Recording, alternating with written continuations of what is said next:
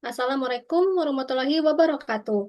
Yang terhormat dosen pengampu mata kuliah bangunan hidrolika, Pak Santianto dan juga Pak Setoyo, para asisten praktikum, Kak Kartika dan juga Bang Faldo, serta teman-teman semuanya. Di sini kami dari kelompok satu akan mempresentasikan mengenai hasil identifikasi bangunan hidrolika di kawasan Situ Gede. Kelompok kami terdiri dari 5 anggota, yaitu Linlin, Icat, Rizky, Zaki, dan juga saya sendiri, Natasha. Selanjutnya, presentasi akan dijelaskan oleh teman saya. Oke, latar belakang kenapa Situ Gede harus ditinjau. Situ Gede sendiri memiliki luas area sekitar 20 hektar dengan 25% terdiri dari perairan dengan kedalaman maksimum sekitar 8 meter.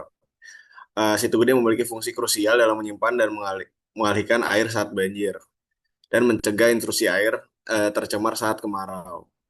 Situ Gede bukan hanya tempat wisata, melainkan warisan infrastruktur sejak 1918 yang memiliki fungsi hidrolis yang sangat vital bagi Kota Bogor. Tantangan yang di Situ Gede, yang pertama ada zona genangan Situ Gede 176,24 mdpl, Kali Cibenda 179,99 mdpl. Gap elevasi ini menjadi pertimbangan yang krusial dalam desain drainase dalam pengendalian banjir. Tujuan pada praktikum ini adalah mengidentifikasi bangunan hidrolika di area Situ Gede meliputi jenis, fungsi, dimensi, serta permasalahan yang ada di lapangan. Next. Oke, praktikum dilakukan pada tanggal 19 November 2025 dengan meteran dan alat dokumentasi serta alat tulis dan dilakukan pada 4 titik berikut. Bangunan hidrolika yang ada di Situ Gede memiliki 3 jenis, satu saluran inlet, yang kedua ada saluran outlet, yang terakhir ada gorong-gorong. Selanjutnya, untuk pengamatan, mungkin tadi ada sedikit koreksi di mana analisis ini dilakukan pada 5 titik pengamatan. Yang pertama, Danau Sitogede ini memiliki 5 buah daerah tangkapan air atau biasa disebut catchment area. Yang pertama, untuk titik pengamatan satu, terdapat saluran inflow yang berfungsi memasok aliran air. Kawasan ini mengalami perubahan fungsi lahan menjadi pemukiman, sekolah, serta bangunan lainnya. Dimensi dari saluran berupa lebar 2,5 meter, gorong-gorong sekitar 2 meter, tinggi saluran 1,5 meter, dan kedalaman air 0,5 meter.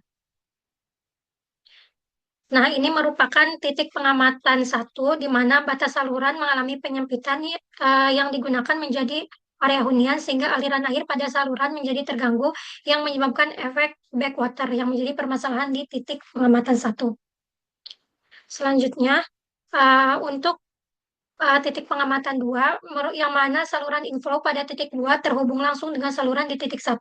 Saluran ini berfungsi membawa air masuk ke dalam suatu struktur melalui saluran bawah permukaan. Saluran ini berupa gorong-gorong beton dengan lebar 0,2 meter yang terletak di bawah jalur pejalan kaki di tepi danau. Nah, ini untuk titik pengamatan 2, di mana banyak banyak dilihat adanya timbunan sampah yang menghalangi aliran air ke danau dan terdapat kerusakan struktur berupa lubang di bagian pintu aliran air menuju danau yang menjadi permasalahan di titik 2.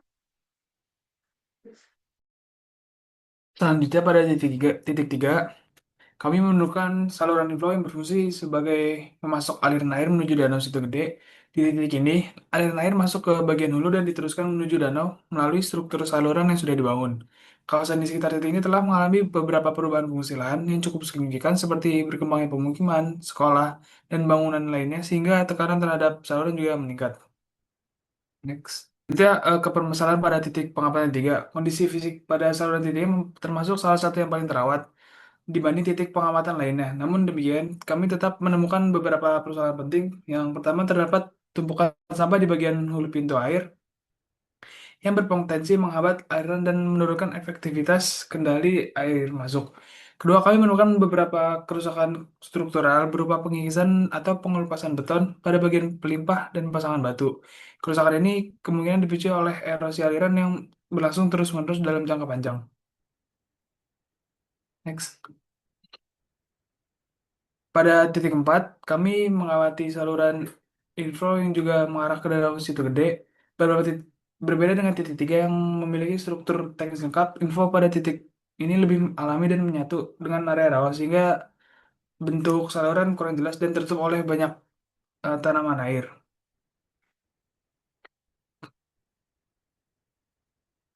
Oke, baik. Selanjutnya adalah titik pengamatan 5, yaitu lokasi ini merupakan saluran inflow utama yang berfungsi menyalurkan air ke dalam situ gede. Dan di bagian inflow utama ini ada sebuah pintu air yang seharusnya mengalirkan kelebihan air atau excess water menuju saluran drainase yang terhubung dengan bangunan terjun dan kolam olak. Di sekitar bangunan ada permukiman, kantor, dan ruko yang menyebabkan gangguan terhadap kinerja operasi. Ini merupakan salah tiga atau salah empat daripada permasalahan, yaitu batas saluran menyempit karena digunakan oleh hunian, sehingga ditakutkan ada efek backwater. Pintu air yang tuasnya sudah rusak, sehingga tidak dapat berfungsi, disebabkan oleh korosi, aus, sedimentasi, dan kurangnya pemeliharaan.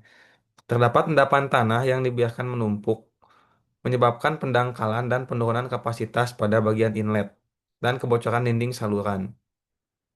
Lalu solusi-solusi daripada semua permasalahan dari titik 1 sampai titik 5 adalah penegakan aturan, yaitu membentuk satgas dan partisipasi masyarakat untuk meminimalisir sampah sembarangan, manajemen sampah agar tidak tersumbat dan tidak terjadi endapan, dan juga gotong royong untuk membersihkan dan mengeruk sampah-sampah tersebut, termasuk untuk pemeliharaan bagian komponen-komponen bangunan hidrolika.